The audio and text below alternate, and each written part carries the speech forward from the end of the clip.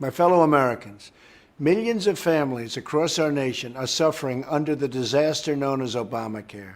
Traveling throughout our country over the last 2 years, I have met so many of these wonderful Americans, and I have never forgotten their stories.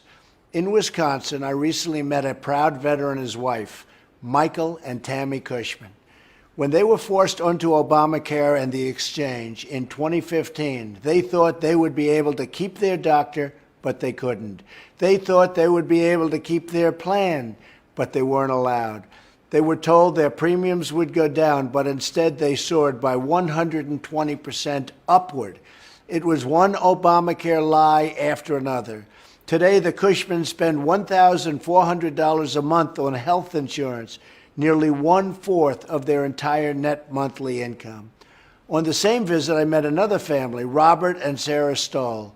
Robert is a volunteer captain for his local fire department.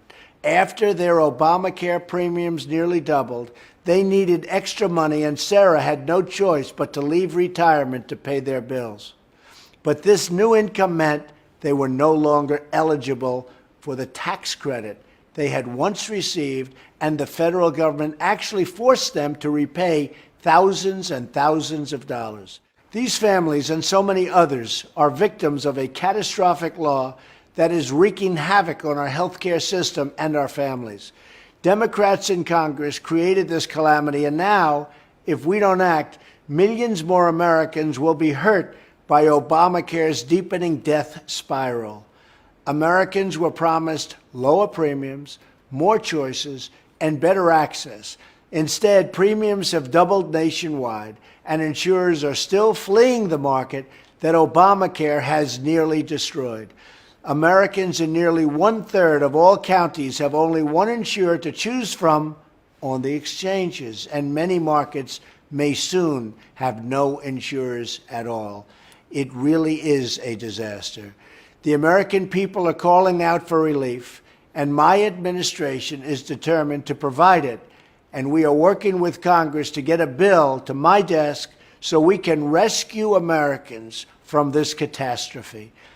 As families across the nation continue to suffer under this law, I only hope that Democrats in Congress will have the political courage to help fix what we know to be a catastrophic situation, a total disaster that they have created, to be part of the solution instead of obstructing, always obstructing change, blocking reform, and doubling down on Obamacare's failure. But no matter what, my administration will never stop fighting for you and for the healthcare system that you deserve. We'll get it done even if we don't have any help